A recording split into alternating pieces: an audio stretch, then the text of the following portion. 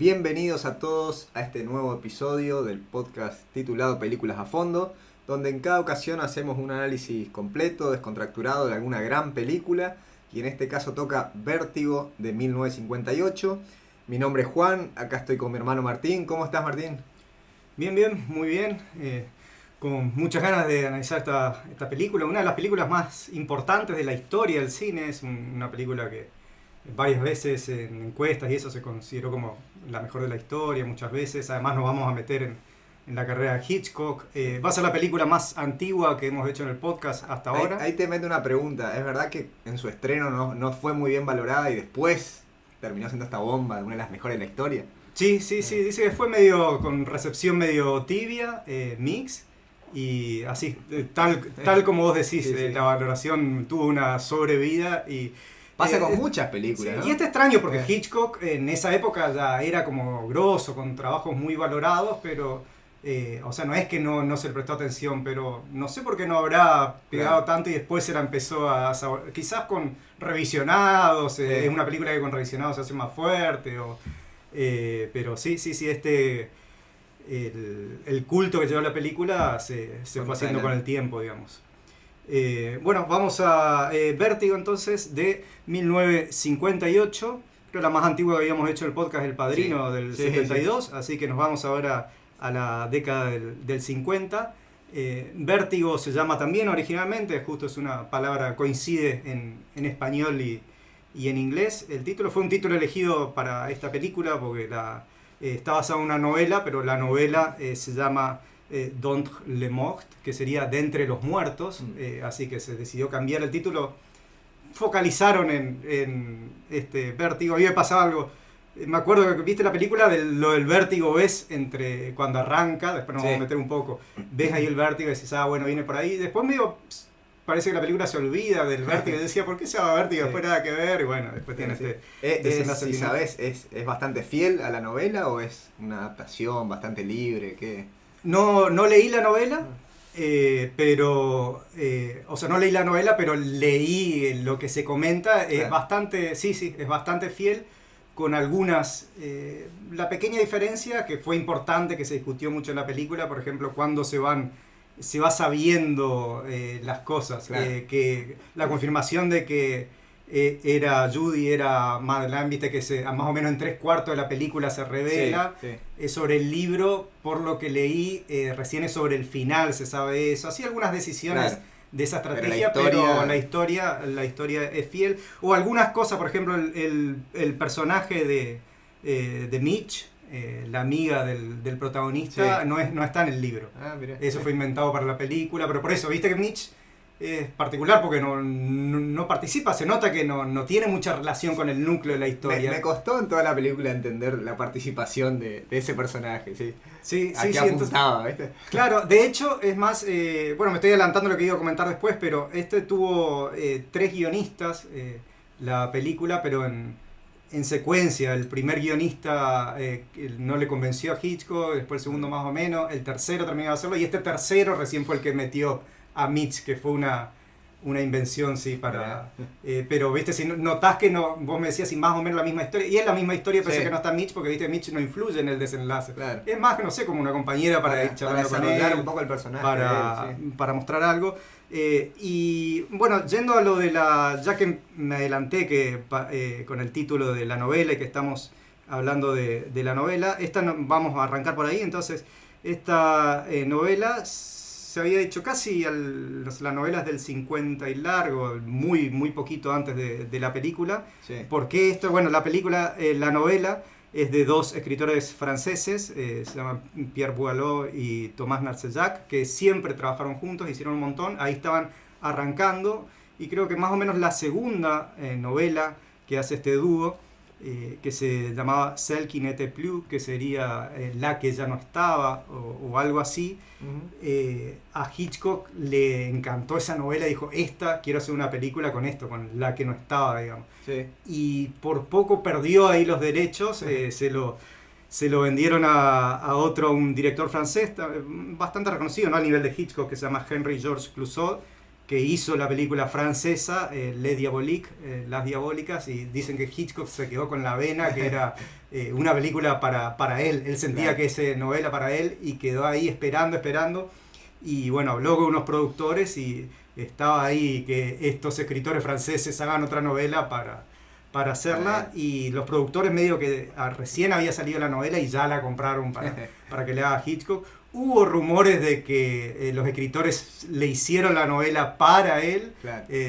Dicen, después salieron a desmentir que no fue así, pero quedó medio ahí en el gris, pero estaban ya preparados, así que bueno, compra esta novela. Para mí, Vértigo como película me parece mucho más potente que Los Diaboliques. No sabría decirte si es porque la novela también tiene más potencia o por cómo funcionó la peli, pero bueno, estaba con ganas Hitchcock y ahí le metió. Y bueno, el guión también, como ya lo anticipé, Hitchcock en general no suele trabajar sus guiones. En sus primeras películas participaba en el guión con su esposa también. Su esposa es guionista, varios, sobre todo en la primera etapa de su carrera, fueron guiones de su esposa, no todos, algunos fueron guiones de su esposa. Él al comienzo, como dije, también participaba en el guión. Después, del medio para adelante en su carrera, en general él trabajó con distintos guionistas, cambiando bastante. Para este caso entonces contrataron a uno que, como anticipé, no le gustó. El segundo dejaron algunas cosas, y este tercero, Samuel Taylor, el que introduce el personaje de Mitch y hace la versión definitiva. De este Samuel Taylor hubo toda una disputa ahí legal, que él quería parecer como el guionista de la película. Fue al conjunto de los guionistas, debatió ahí y se decidió de que el segundo y el tercer guionistas aparezcan como co-guionistas. Y bueno, y a partir de este guión entonces se hace la novela.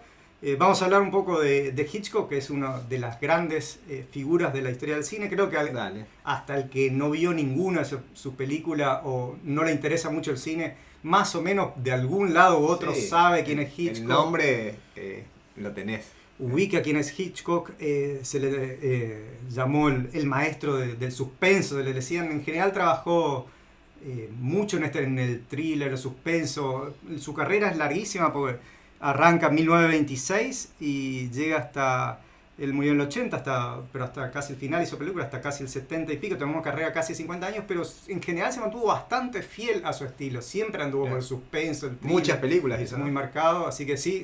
Así que tenemos... casi que es un estilo Hitchcock, es un género en sí mismo. Él le dio mucha forma a lo que fue el thriller, a lo que es el suspenso, así que es una influencia grandísima. Es inglés, Hitchcock, nacido en 1899. Arrancó tan larga su carrera que arrancó en el cine mudo. 1926 fue su primera película. Llegó a hacer 9 películas mudas. ¿Viste alguna de esas o no? Las mudas, no. Las mudas tengo pendiente.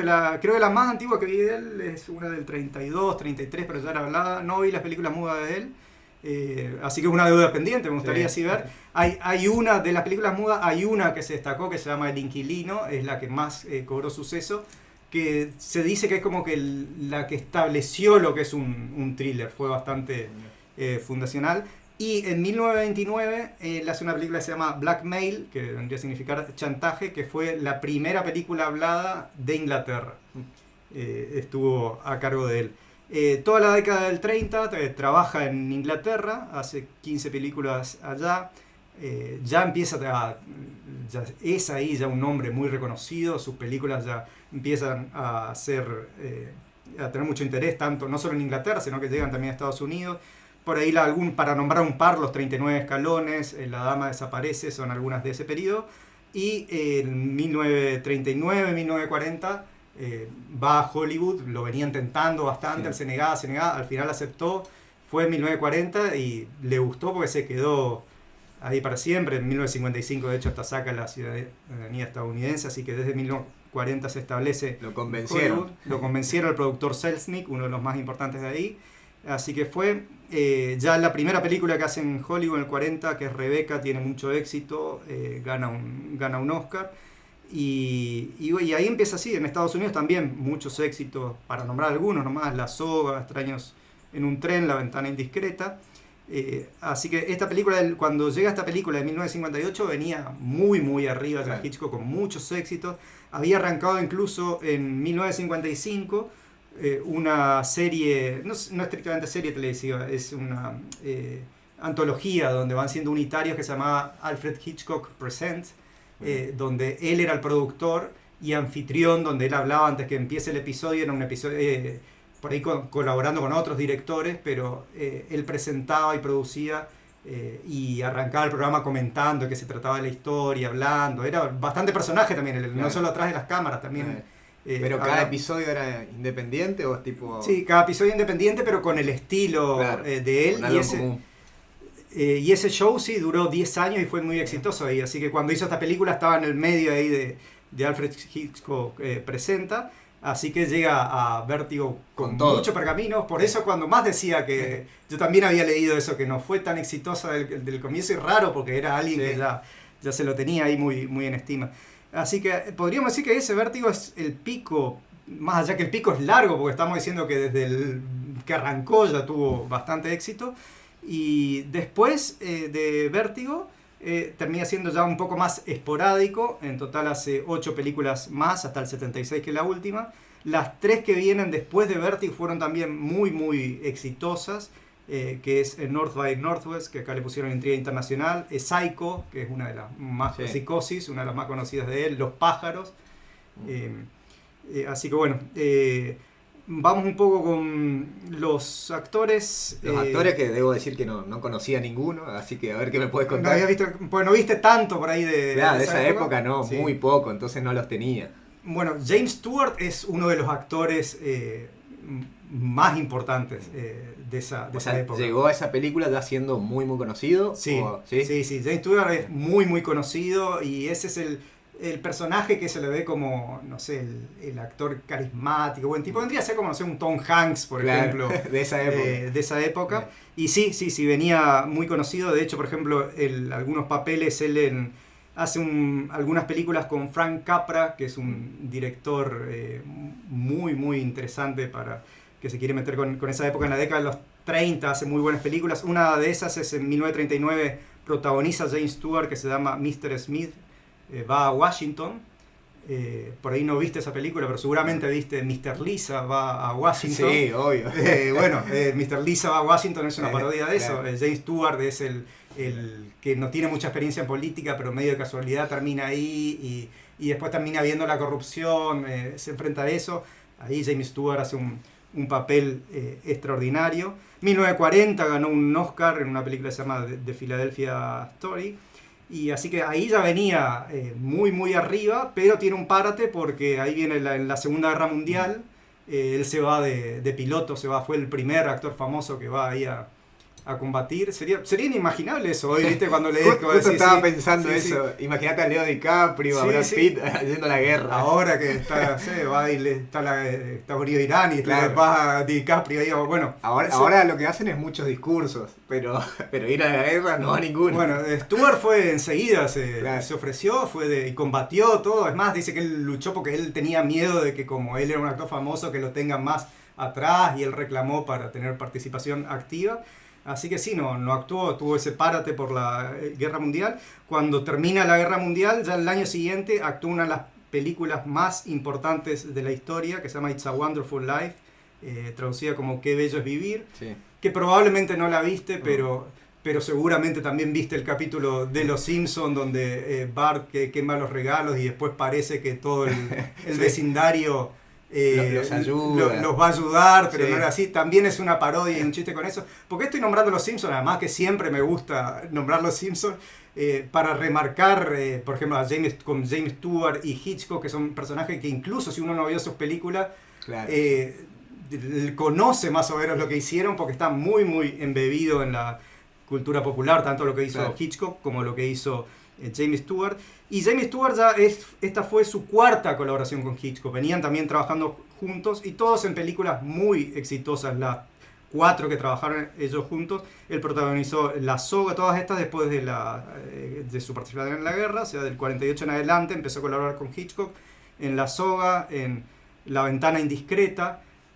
Voy a una más y listo, pero Dale, la última. Por ahí no viste La ventana indiscreta, No. pero viste el episodio donde Bart se rompía la pierna Sí, en por el supuesto. verano y se quedaba espiando con un y descubre un supuesto asesinato. Sí, de Flanders. Bueno, eso es La ventana indiscreta, ahí, así claro. que viste cómo está metido también en la cultura popular. Y un dato llamativo que la tercera colaboración de Stewart y Hitchcock en 1956, que es El hombre que sabía demasiado, el dato llamativo es que es una auto-remake. Había hecho ya tantas películas Hitchcock que una película que había hecho en Inglaterra en 1934 decide, o sea, se hace su propia remake y la hace en Estados ¿Hay Unidos antecedentes en de esto? 1956. ¿Del auto remake? ¿O no? Sí, Ah, no es tan común, pero hay algunas algunos. auto-remake. Yo había visto un escritor japonés, algunos por ahí que hicieron la película muda.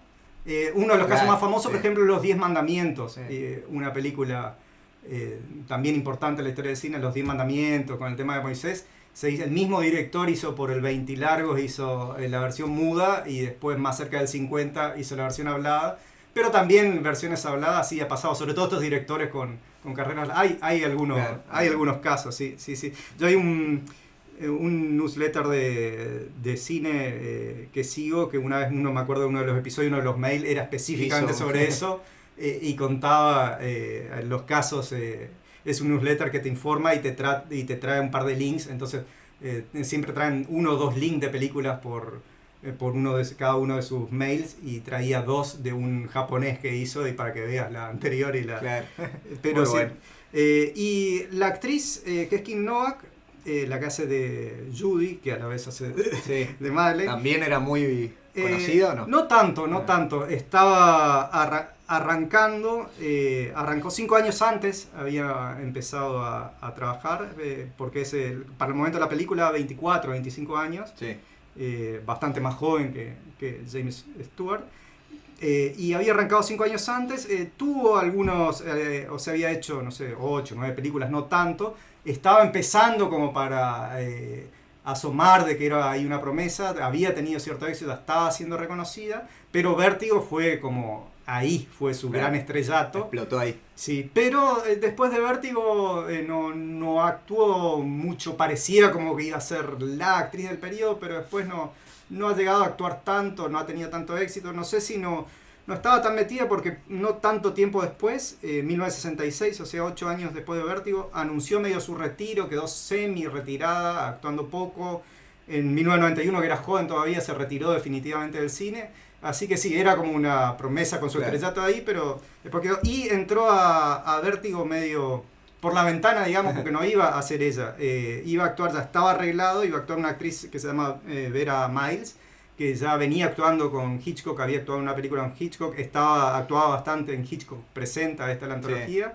Pero la película, por algunos problemas de una enfermedad que tuvo Hitchcock y algunos problemas técnicos, se fue demorando. Cuando se iba a hacer, Vera Miles queda embarazada y bueno, ya no querían esperar, a veces se espera, digamos, Claro. ¿no? Pero ya se había demorado mucho, bueno, no, buscaron nomás reemplazo y por eso actuó Kim Novak. Después sí, Vera Miles volvió a actuar con Hitchcock en otra película. Bueno, vamos a meternos adentro de la película. Dale, vamos. Scotty. Oh, Scotty, please. You love me now. Keep me safe. It's too late. It's too late. There's no bringing her back. Please.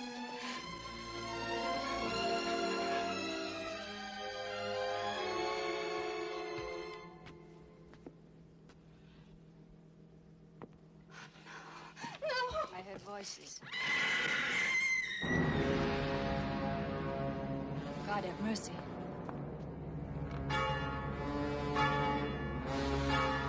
Bueno, metemos en la película vamos con la introducción. Me gusta mucho que en 3 escenas, con mucha economía, digamos, te presenta ya la película bastante rápido y en forma muy de cine, te muestra la historia. ¿Cuáles son estas 3 escenas? La primera, me encanta cómo lo hace ahí.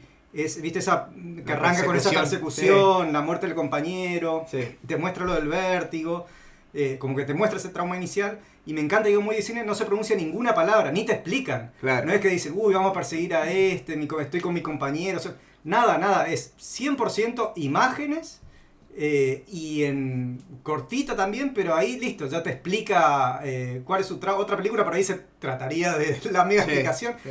Con esas imágenes, esos minutos, vos ya entendés más o menos de dónde viene el origen del trauma de él. La segunda escena, ahí sí dice, bueno, vamos a charlar un poco. Y ahí pone el personaje de Mitch, que habíamos hablado, que él está hablando, en donde ahí te está planteando un poco el panorama, sus reflexiones sobre el vértigo, sobre su futuro. Entonces tenés una primera vista del personaje de él, de Scotty, en qué situación de la vida como que parece que Claro, va a tener que con esa retirarse. charla te explica un poco, resumidamente, la historia, un poco el personaje. Y ahí nos muestra a Mitch, que es lo que hablábamos hoy, de que es un personaje metido para la película. A mí también me pasó eso que decía, cuál es el sentido del personaje, viste que no participa en la historia. Por ahí, no sé, estas charlas ahí que se dan, viste que cuando arranca, vos decís, ¿qué serán? ¿Serán parejas? ¿Serán? Y Era en un como momento una ex pareja que después quedaron amigos o algo así. lo mencionan ahí, sí, que era nuestra particular relación, estábamos comprometidos. Bueno, hay una teoría que me interesó, mezclando ahí la historia de Hitchcock con la película, que dicen que se puede hacer una analogía, voy a delirar un poco, pero voy a meterla ahora porque me gustó cuando lo escuché, de la película con Hitchcock, digamos. Hitchcock, y así repasamos un poquito más de la carrera. En los comienzos de los 50, él dije que actuó mucho con James Stewart, también tuvo otros actores y actrices muy importantes con los que actuó bastante. Uno fue Cary Grant, es otro de los más grandes actores de esa época, tuvo 4 participaciones. Ingrid Bergman, una actriz bastante. Y otra, la que quería mencionar ahora, Grace Kelly. Él a partir del 52 empezó a trabajar con Grace Kelly en 3 películas casi seguidas. Y dicen que él quedó estaba muy enganchado con Grace Kelly, quería seguir trabajando con ella, y Grace Kelly justo ahí, poco después de esa tercera participación, se casa con el príncipe de Mónaco y pasa a ser princesa, se retira de la actuación y se va a Mónaco para ser princesa de Mónaco. Y Hitchcock, que venía reentonado con ella, queriendo a full trabajar con ella, dicen que sí, que quedó muy angustiado, muy dolido, y buscaba después con sus actrices que sean suplantarla, la Grace Kelly. Dice que esa es una de las lecturas, porque que a él se entusiasmó también con esa historia y armó un poco con Judy Maylen, es un poco él tratando a Kim Novak, a otras actrices de que sea Jane, que se quedó con Grace Kelly. Me gustó mucho esa teoría. Y bueno, y venía cuando hablaba de Mitch, que también algunos dicen que Mitch representa el papel de la esposa de Hitchcock. Si ves, con esta visión que le otorga un poco a su vida, que es la mujer que siempre está ahí respaldando atrás de él, que lo acompaña, pero él está en otra. Pero él atrás ahí de sus actrices, entre comillas. Así que bueno, esta es una anécdota que me pareció interesante y quería contar porque justo habíamos hablado de la película, de lo que se habla de Hitchcock, las actrices, que nos llegamos a comentar, pero este dato de anécdota pinta un poco el panorama. Y bueno, y la tercera escena es cuando ya te presentan el nudo de la historia, que su ex compañero, Gavin, le empieza a explicar que lo quiere contratar como privado. Y ahí, bueno, algo que me gusta mucho donde viene el quiere, es que él como que no quiere saber nada, ¿viste? Le tira una historia ahí medio loca. Sí, rarísima. Esta película es el encubrimiento de un crimen más delirante de la historia, más rebuscado. Tipo los simuladores, ¿no? Me hizo acordar los simuladores. Es cierto. Tenés razón. Obviamente al revés cronológicamente, los simuladores por ahí toma. Tenés razón, no había pensado eso, pero es bien de los simuladores. Eso que vos decís, no, pero no, se podría hacer más fácil. Ultra rebuscado. Demasiado rebuscado, una suma de casualidades, pero muy bueno. Y lo impactante ahí es que cómo él acepta al final. Viste que él te da la impresión que no quiere saber nada. Sí. Y Gavin le dice, vos mirala. Él está convencido de que cuando... Tan convencido lo va a enganchar. Sí, se ve que eran ex compañeros. No sé si él por ahí sabía que era un tipo que quedaba medio, viste, nubilado. Enamoradizo, por así decirlo. Pero viste como él tiene la garantía. Sí. No tiene problema, dice, vos mirala. Y de hecho pasa eso. Ahora vamos a entrar en la película. La película para mí se separa claramente en dos partes, la parte de Madeleine y la parte de Judy. Sí. Entonces, y acá arranca la parte de Madeleine, que es cuando él, Scotty, la ve. Y viste que cuando la ve, te marca, se ve con los colores en el restaurante ese. No sé si notaste que el fondo es bien rojo del restaurante. No me di cuenta puntualmente. Bueno, sí vi que toda la película juega mucho con eso, con los colores de fondo, pero ahí no recordaba esa. Es cierto, juega mucho con los colores de fondo y acá es del vestido del auto, mucho contraste. Es bien rojo el restaurante y el vestido de ella bien verde, el auto bien verde, como que esos colores te marcan bien impactante. Acá quería reflexionar un poco de los colores. Hablamos un poco del cine mudo, sonido. Otro del tema de los colores. En esta época, en los 50, no era tan común. El color casi que nació desde que nació el cine. Ya hay películas muy antiguas, del 1900, de la primera década del cine, que de alguna forma u otra le meten color. Sí. Pero la tecnología todavía costaba, no quedaba tan bien. Es más, en esta época, en los 50, el color básicamente en los 60 fue intermedio. Antes de los 60, la gran mayoría de las películas eran blanco y negro. Pero más allá que siempre hubo algunas películas de color. En la década de los 60, algunas sí, otras no. Y de los 70 en adelante, prácticamente siempre con color. Sí. Prácticamente siempre. Todavía hoy se siguen haciendo algunas películas en blanco y negro.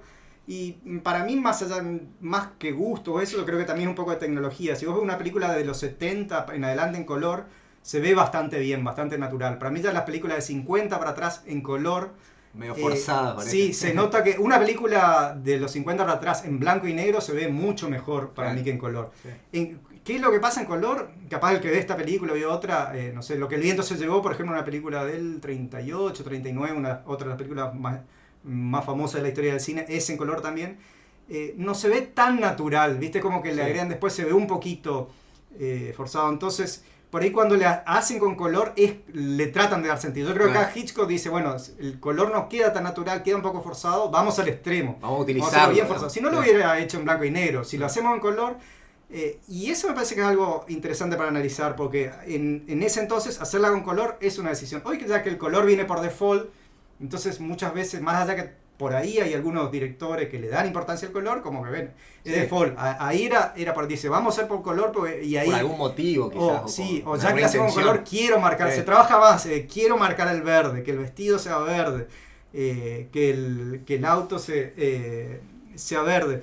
Y ahí eso ayuda, el queda impactado, como apenas la ve, como que sabía Gavin y eso. Y otra cosa que me gusta que, para mí la película es muy de cine, porque muchas veces ahorra contarte cosas. En este caso, no es que te da toda una explicación de que él dice, bueno, sí, voy a agarrar el caso. Muestran que él la ve y la siguiente imagen es él siguiéndola en el auto. O sea, ya te da... entusiasmó. Ya te da sobreentendido que listo, él decidió sin explicarte. En cierto punto esas cosas tan contundentes me hicieron acordar los recursos de los musicales, ¿viste? Que sin explicarte mucho, ¡pum!, pasa. O después cuando él también, como que se enamoran los dos, parece que pasa muy de inmediato, sin explicarte todo, cómo el personaje se va enamorando, Eso me parece un recurso muy potente, ¿viste? Cierto, y hablamos cuando hicimos musicales, mencionamos eso, que la música ayuda a eso, y en este caso Hitchcock lo logra sin música, claro, con colores, con alguna impresión, te hace creíble. No es que nosotros decimos, pero si él no quería saber nada, estaba... Claro, él la vio y nos creemos que él se choque, y listo, lo vemos ahí que él ya la está siguiendo. Con naturalidad, digamos. Sí. Bueno, ella empieza a interpretar Madeleine, esta historia delirante que meten lo de Carlota Valdés, y viste que está bueno porque te van metiendo distintas cosas, no sé, el cuadro, el rodete, el nombre del registro de la habitación, va con el historiador. Es muy loco porque después pensás todo lo que tuvo que haber planificado el tipo para que sea creíble la historia. Es como decíamos recién, muy de los simuladores, muy loco el plan, demasiadas cosas, ¿no? Y ahí viene que está bueno, y para volver a reflexionar algo que dijimos hoy, que cuando él está en esta primera etapa, él habla con Mitch y Mitch le pregunta, cuando él le cuenta más o menos la historia, ¿y vos qué crees? Viste, nosotros no sabemos hasta qué punto él se cree un poco la historia, no se la cree, va ahí, viste que es una incógnita, y Mitch le pregunta, y acabo de reflexionar que para mí, estábamos pensando antes por qué está el personaje de Mitch. Para mí un poco para estos diálogos, por ahí para reemplazar a lo que... Por pensar que en la novela, no leí la novela, pero debe haber algunas reflexiones de él o él que Claro. comenta. Sí. ¿Cómo lo trasladás a la película? Una posibilidad sería una voz en off, Claro. que a veces funciona, a veces no. Y yo creo que por ahí lo habrán puesto para eso. Sí. Con el personaje de Mitch nos da la Esas posibilidad... charlas y ahí se da. Sí, que él converse un poco, que hable lo que está pasando, así que capaz debe venir por ahí. Estoy pensando ahora Sí, sí. en voz alta, digamos, ¿no? Y bueno, y él nos da una duda de si, porque nos parece un tipo crédulo, viste, en Sí. estas cosas No, sobrenaturales. Cuando el amigo le dice, él lo descarta totalmente, no cree para nada en estas cosas, al principio. Sí, y ahora no sabemos si está Sí. creyendo o no. Siempre trata de buscarle racionalidad, Claro. viste, que después Sí. habla con el amigo, le dice si era su bisabuela, y entonces, y le va cerrando, y después el amigo le dice, ella no sabe esta historia, y queda ahí, pero él se ve que está un poco nublado ya mentalmente, Sí. que ya queda medio perdido, ¿no? Y ahí viene después cuando ella se tira al río, Sí. ahí empiezan porque lo venía siguiendo de lejos, y ahí empieza la interacción, que de vuelta una imagen muy gráfica, que la primera, él, después que se tira al río, ¿a dónde salta la película? Al vestido en la casa de él, Sí. el vestido, lo primero que vemos es el vestido colgado. Sí, sí. Como que vos ves esa imagen, y por eso digo, es muy económico como te muestran las cosas. Y ahí vos empezás a pensar, la rescató, la llevó a la casa, la desvistió, le acostó, y ahí viene, bueno, el primer diálogo ahí entre ellos.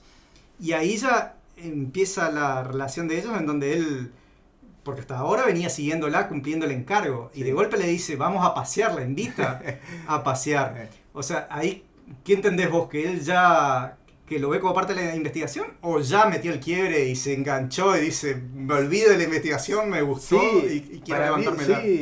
Para mí se enganchó y ahí como que... o sea, él ni siquiera tiene como un debate moral, che, era la mujer de mi amigo. Es como que se da, sí, para mí te quiere mostrar que el tipo se enganchó y sigue su instinto nomás y dice, bueno, se dio y le mete para adelante, digamos. Sí, cierto, eso también lo que dijiste, el dilema moral, también me llamó la atención, que él en ningún momento hay ese quiebre que vos podrías decir, che, Sí. él se lanza cuando le atrae, sí, parece como que ya se olvida, le atrae la historia, le atrae mucho la chica, y ya se olvida completamente de su encargo. Es más, sigue el encargo porque el otro lo llama por Sí, teléfono sí. cada tanto, pero si no, yo creo que se hubiese olvidado, en ningún momento dice, es la mujer, ya está, se atrajo y él va atrás de ella.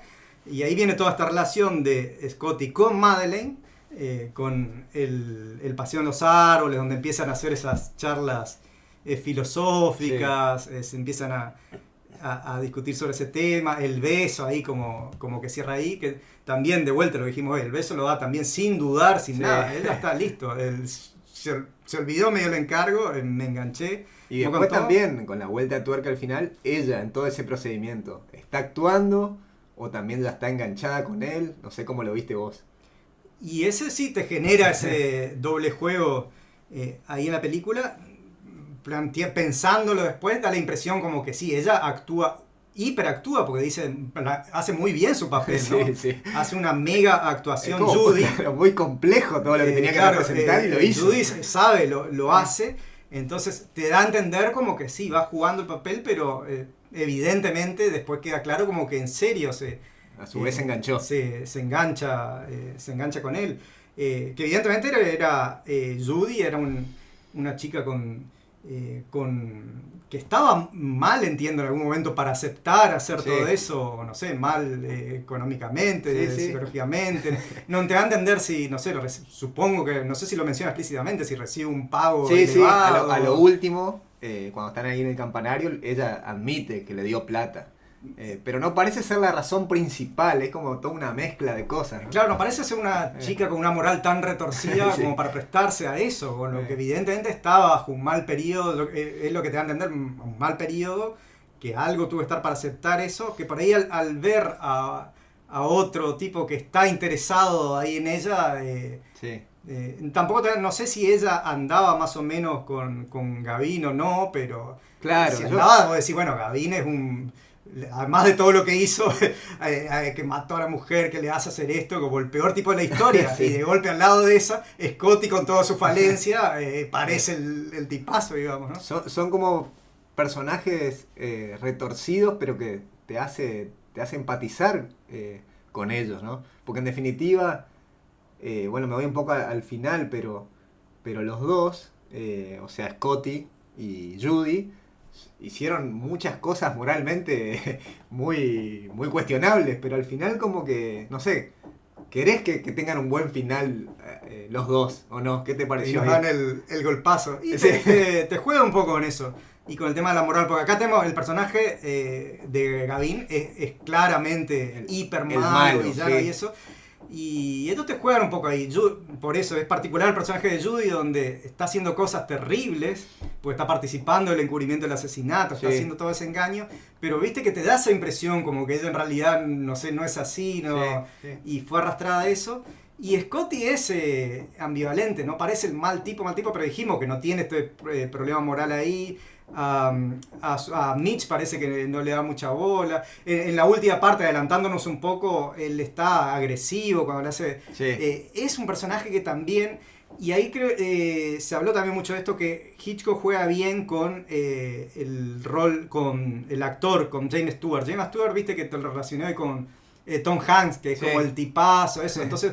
Vos arrancás viendo la película diciendo, James Stewart, Scotty va a ser el tipazo. Sí, sí. Y después cuando, viste, empieza a ser, y medio te parece oscuro, raro, ¿eh? sí, te choca. Es más, no sé si esto pudo haber contribuido a que en su momento esta película no gustó tanto. Claro. A ver si la gente quería ver a Jimmy Stewart, nuestro ídolo, Claro. el siempre querible, y le chocó. A mí me fue sorprendiendo la película, terminó siendo muy retorcido quizás en cierto punto el personaje de él, ¿no? De Sí, Scotty. es un personaje retorcido. Y en la analogía que te planteé hoy, si abonamos la teoría, que me pareció bastante creíble, casi que vendría a ser un alter ego de Sí. Hitchcock, que Hitchcock siempre se dijo también que un tipo bastante retorcido también, ¿no? Con todos estos Ahora, estas complejidades. Sí. Durante el transcurrir de la película, yo que no había leído nada anteriormente de qué trataba y no me auto-spoileé, a mí, yo me creí todo esto sobrenatural, digamos, de la posesión de... Yo me fui recontra creyendo, no sé cómo lo sentiste vos. Está bueno que lo mencionás porque dije, ahora cuando hablemos del episodio, porque yo cuando la vi, la volví a ver por última vez hace poco, pero ya había visto 2 veces antes la película.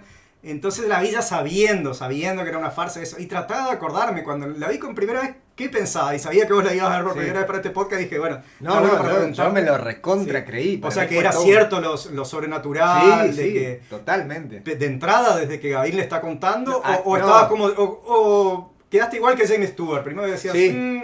y después cuando Yo- veías las pruebas... Yo tuve como Carlos, las mismas sensaciones del personaje. Entonces yo creo que el personaje te quiere mostrar que le pasó eso. Que primero era un descreído total, súper escéptico, y después a medida que iba teniendo, entre comillas, más pruebas de que eso era real, como que se lo fue creyendo, y a mí me pasó lo mismo.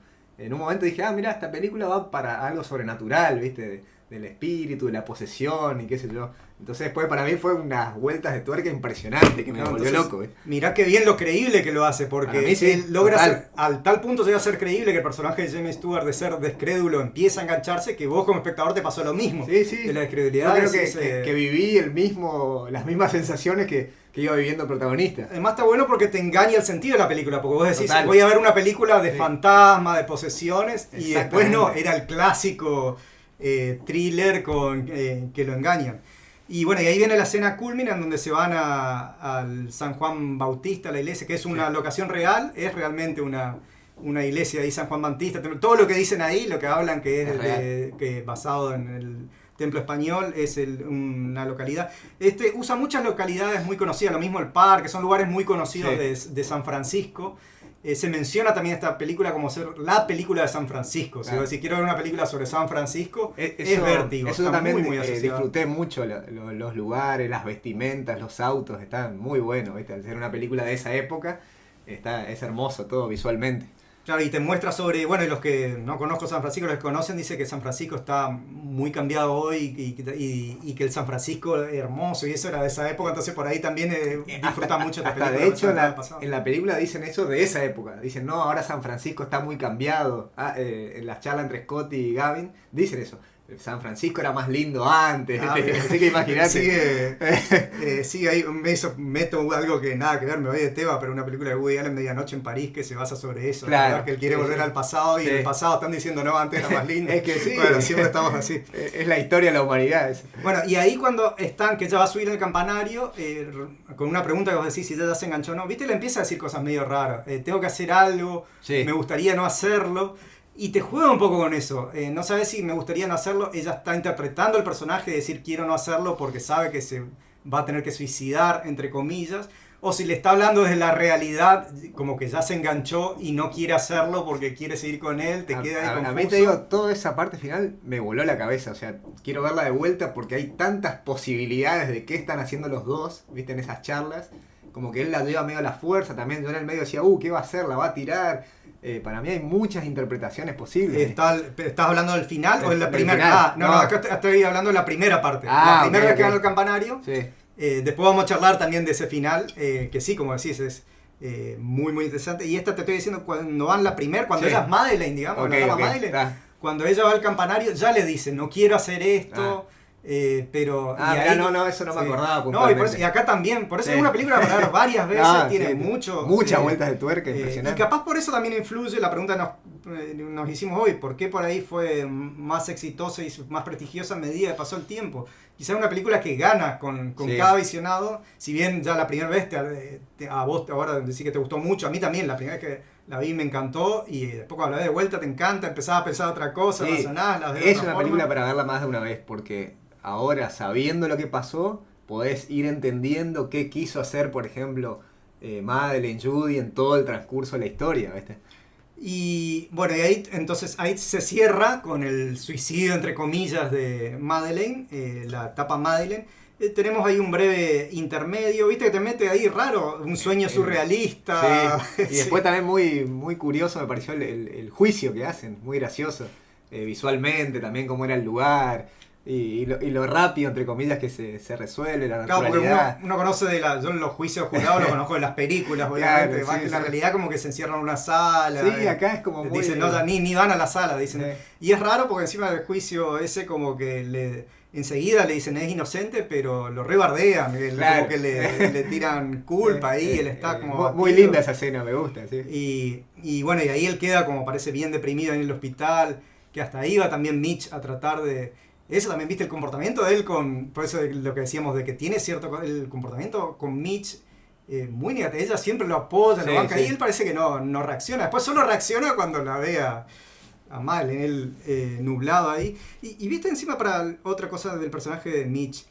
Es medio raro que cuando ella va al hospital y le dice, mamá está aquí, algo así, ¿vos notaste bastante eso? Raro eso. Se va como que es un personaje casi materno, ¿viste? Que siempre lo trata así, bastante así, como una relación madre-hijo. Así que sí, otra riqueza ahí para analizar el personaje de Mitch que fue metido para esta película. Y bueno, y ahí empieza ya, de a poco nos vamos metiendo en la etapa de Judy, cuando él parece que sale de esa etapa más deprimida, pero lo único parece que le salva a él es tratar de ver lo de Madeleine. Y empieza... Claro, él está muy traumado, había tenido el suicidio del compañero, ahora el suicidio de él. El plan de Gavin le salió todo, que él se enganchó, que le salió el suicidio. Bien, solo a los simuladores le puede salir así, hasta ahí. Bueno, los simuladores hacen el plan para el bien siempre, claro. Solo Gavin lo hizo para el mal. Y ahí empieza a visitar los lugares y me parece un recurso que está muy bueno, esos falsos parecidos que lo va encontrando. Viste que parece que la ve y al final no es una mujer mucho más grande y otra así. Y para mí eso, que parece como un dato de color, para mí es muy importante porque te hace para después cuestionar la credibilidad de cuando viene después. Viste cuando él encuentra a Judy y dice y sigue a él. Y vos no estás seguro, es decir, él evidentemente viene nublado de la cabeza porque la estaba viendo en cualquier lado, en una mujer grande, en otra que nada que ver, y más te hace dudar cuando él verdaderamente la encuentra a Judy. que ahí va, bueno, entra ahí a la pieza, le empieza a hablar. Ahí también te quería preguntar, yo como no me acuerdo cuando vi por la primera vez, vos ahora que viste por la primera vez, cuando la ves a Judy, digamos, ahí, cuando él entra a la pieza, ¿te diste cuenta que es la misma actriz? No. ¿Pensás que es mala y nada, para vos es otra? Para mí pensé que era otra primero, sí. Ujú. Pero yo creo que por el propio ruido de la película, como decís, ya no sabes si el tipo está de acuerdo o no, si está viendo cosas reales. Te hace una confusión tan grande que a mí me costó también darme cuenta que era la misma. Y que era la misma actriz para nada. No, me costó. ¿Te me parecía costó. parecida? Sí, ¿O te sí, parecía, eso sí, a me vos que tengo parecía. Bueno, y yo creo que ayuda a esa confusión, a que vos no detectes que es la misma, por algo te mete esas confusiones de él. Sí, Entonces vos decís, bueno, se está mandando de vuelta. Y ahí ya me acuerdo algo, recordé la primera vez que vos decís, bueno, porque si vos ves Judy y no crees para nada, con lo que me parece que es algo que suele pasar en un primer visionado, no crees para nada que es Madeleine, estás pensando, ¿qué debe sentir Judy? Dice, este es un loco. Claro, Este... yo pensaba eso, decía, ella está pensando que él es un loco, pero igual se está metiendo de a poquito con él, ¿viste? Entonces cuando él le dice, quiero salir a cenar, y vos decís, lo va a decir, no, andate, no sé qué, y cuando acepta, ya te agarra la sorpresa, es raro. Sí. Decir, qué raro que aceptó. Cuando estás viendo decís, pero ¿cómo le acepta a este loco? Y retrospectivamente, si vos sabés, porque la ves por segunda vez, también es raro que acepte porque vos decís, bueno, tiene un sentido, pero en vez de borrarse con todo lo que hizo, va a aceptar salir con él con toda la implicancia ahí que tiene. Y ahí, y esa es una de las diferencias que dice con el libro, ahí deciden meterte cuando vos todavía estás dudando, vos no sabés que Judy es Madeleine, cuando ellas te hacen un primer plano de la cara. Claro. Y ahí ves la imagen de la cara de ella muy muy fuerte, en donde decís, no es una chica X que aceptó, dice. Esta hasta te muestra una cara bien particular de ella.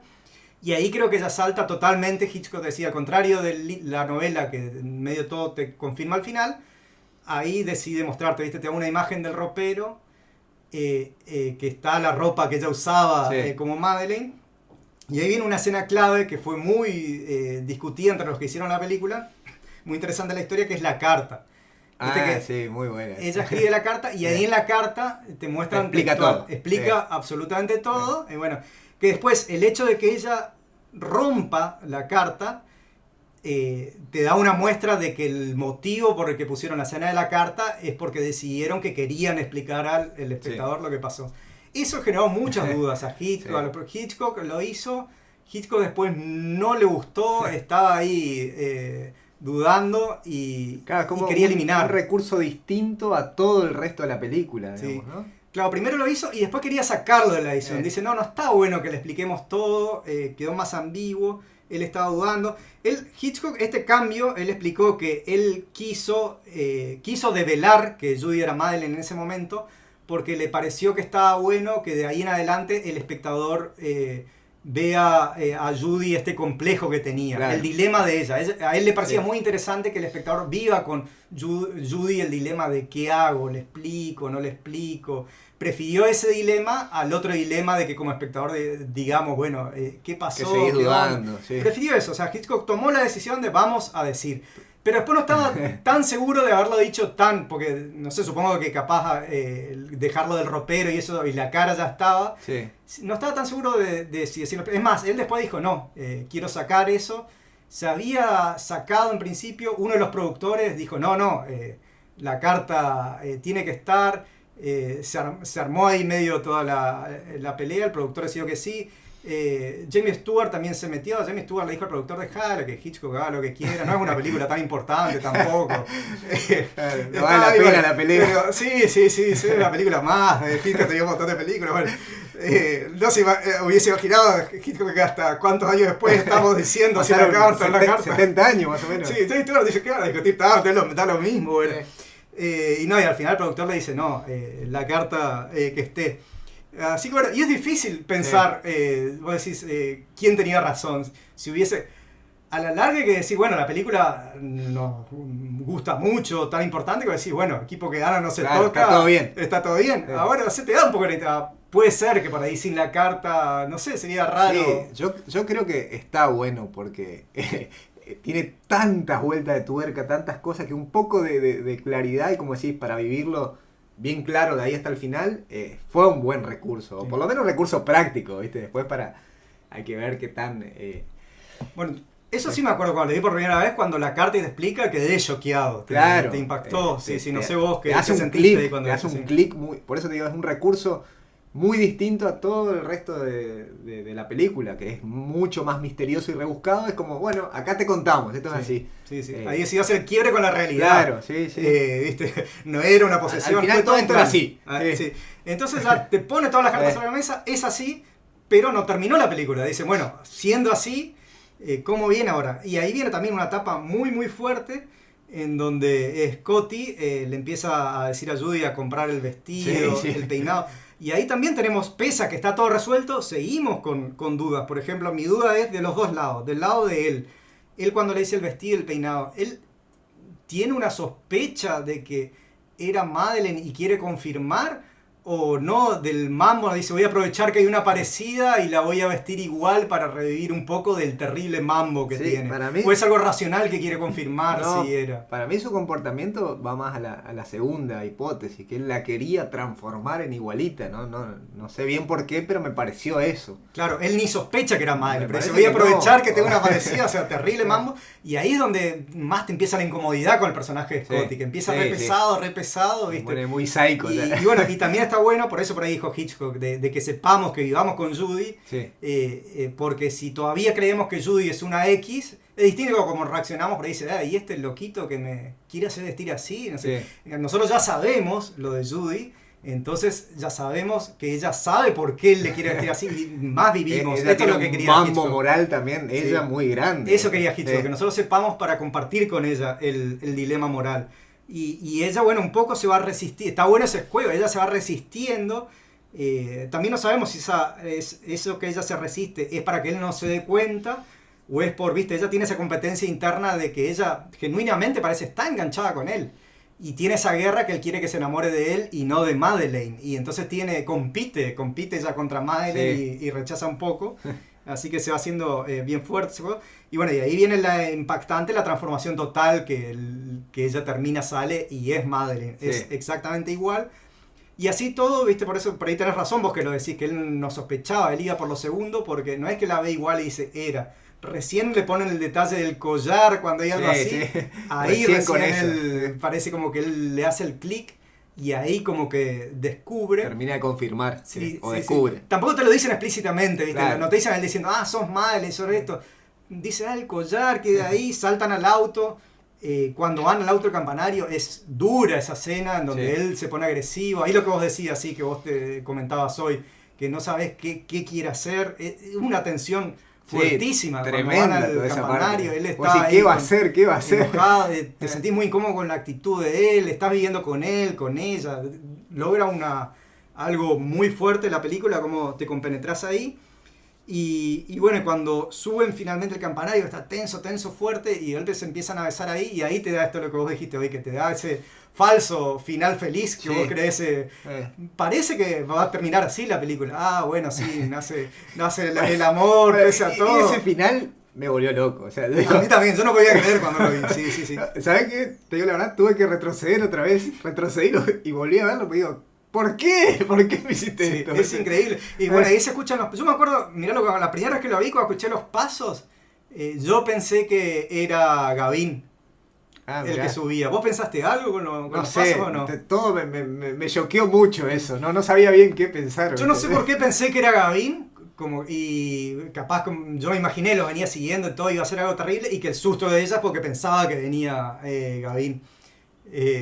Eso es lo que pensé yo en ese momento. No sé si la película busca... Es más, yo en ese momento dije, la película te hace creer eso. Y ahora cuando la vi de vuelta dije, no hay... A mí me pasó eso, pero no sé si a otros le va a pasar que piensan, Gavino, ¿qué es eso? Vos no pensaste nada, vos escuchaste unos pasos y... No, en el momento no pensé nada. Sí, me da la sensación que lo que vos decís que te da a entender como que ella piensa que alguien la descubre o que pasó algo, ¿viste? Hacia ella, con esos pasos y la imagen que aparece. Pero me sorprendió muchísimo. Y me cuesta entender el por qué, cuál es la búsqueda de ese final. No sé qué sensación te da. A mí me dejó una sensación muy rara, o sea, no sé qué busca con ese final. ¿Hacerlo más negro, más retorcido? ¿O qué te pareció? ¿O mezcla algo incluso religioso con la aparición de la monja? A mí me choqueó mucho, ¿viste? Para mí, no, yo no lo vi por lo religioso. Para mí es Hitchcock jugando fuerte. Hitchcock es meterte una bomba ahí al del habíamos dicho del thriller. Sí. ¿Qué thriller? Lo dije creo en algún otro podcast. Thriller viene de thrill, la palabra en inglés, que es como estremecerte. Ponerte. Y Hitchcock como el maestro de suspenso, maestro de thriller. Para mí es la decisión de Hitchcock de jugarte con las emociones. Porque otro director dice, viste, termina más o menos bien, se arman, lo capturan a Gavin, no claro. sé qué, se reconcilia. No, y Hitchcock dice, vos te voy a hacer creer. Hitchcock hace mucho esos juegos. Sí. Te voy a hacer. Hitchcock, ahora voy a hacer desviarme un poco. Para contar, por ejemplo, algo de Hitchcock, porque viene al tema de cómo él trata de sorprender. En una de sus películas más famosas, no voy a decir en cuál, así, no la spoileo, dicen que una película de hace 70, 80 años, en una de sus películas más famosas, él hizo algo que fue muy, muy marcado, tiene su protagonista, que es claramente la protagonista de la película, estoy hablando de otra película, ¿no? La protagonista, a los media hora de película, vos vas todo con ella, decís, claro, esta es encima era una actriz reconocida, como la estrella de la película, y a la media hora se muere. Se muere y no aparece más. Ese fue un impacto, a él le gusta ese juego, claro. Que eso nadie se hubiera imaginado. Entonces, viste vos cuando estás viendo una película de terror, de thriller, y hay una parte re difícil y vos decís, te emocionás, pero sabés que va a sobrevivir el protagonista, claro, porque, por ahí muere al final, pero ya sabés. Entonces cuando de golpe la protagonista a la media hora murió y vos quedás así colgado y no entendés, bueno, le gusta ese juego. Entonces para mí viene por ese lado, es un juego de Hitchcock, claro. Que dice, vos querés ahí, te voy a joder, mirá, boom. Y encima viene ahí ultra oscuro, ella se muere igual Judy que Madeleine, queda más fuerte el doble. Y lo ves ahí a él traumado, y que vos decís, imagínate, ya tiene ahí, bueno, y te mete el final. ¿Me puedo adelantar con la escena preferida que elegimos al final, o querés algo más? Voy a contar más una cosita más, que bueno, y este final muy oscuro, porque me pareció también divertido cuando leí, que hay una escena grabada que no entró nunca en la película, en este caso Hitchcock luchó porque no entre, y esta vez Hitchcock ganó, y no se puso, por presión, después voy a explicar por qué esa presión, se filmó una escena para que esté posteriormente, en donde está Scotty hablando con Mitch en la casa, ¿viste? Contando un poco, charlando algunas cosas, como que te muestra que él está algo mejor, y en la radio se escucha Stancy capturando en Europa, persiguiendo a Gavin, claro, y bueno, como que le dio un cierre ahí más prolijo. Claro, como que al menos lo atrapan al sí. malo, al que hace todo eso. Fíjate que en el final real Scotty queda retraumado. Sí. Si bien tanto Scotty como Judy son muy cuestionables moralmente, son los que más, viste, estamos ahí, tienen sus cosas buenas. Son los buenos, entre comillas. Y terminan re mal. Sí. Judy con una muerte terrible y Scotty ultra traumado. Y Gavin, que es el verdadero villano de esta película, como que parece que le salió todo bien. Feliz en Europa. Claro, que le salió todo bien. ¿Y qué es lo que pasa en Estados Unidos, poco después del sonoro, más o menos por el 32, de paso sirve para una cosita más de la historia del cine, 32-33, hubo muchas presiones de que el cine pasó a ser muy importante y sectores conservadores, también la iglesia, empezaron a decir de que el cine era muy importante, entonces había que prestar atención y estaba teniendo mala influencia sobre la gente. Y empezaron a ejercer mucha presión para censurar cosas, para meterse. La industria del cine dijo, espera, para que no nos ataquen, no nos censuren, vamos a censurarnos nosotros mismos. Vamos a autocensurarnos, y armaron algo que se llamó el Código Hays, por el líder de ese grupo, en donde establecieron varios puntos, no se pueden besar por más de 5 segundos, cosas eran de sexo, 5 segundos. Éticos. Sí, de drogas, si un personaje usa droga, no sé qué, varios límites éticos. Y cambió mucho. Hay mucha diferencia en una película del 31-32 con una película del 33, que podés encontrar cosas que del 30 en adelante no podés encontrar. Todo el cine de los 30, sobre todo. A mí que fue pasando el tiempo, fue perdiendo fuerza este Código Hays. Sí. Sobre todo dicen que por temas sociopolíticos, después de la Guerra Mundial, como ejemplo, la Segunda Guerra Mundial, ¿viste? Se aflojó un poco. en los 50 todavía estaba activo este código Hays, pero viste, más relajado, no tan presionado. Uno de los puntos de ese código Hays es que si un personaje era malo, actuaba mal, tenía que tener su merecido. Vos no podías mostrar una película de que un malo le salía bien. Con la suya. Entonces con ese código le presionaron a filmar esto. Claro.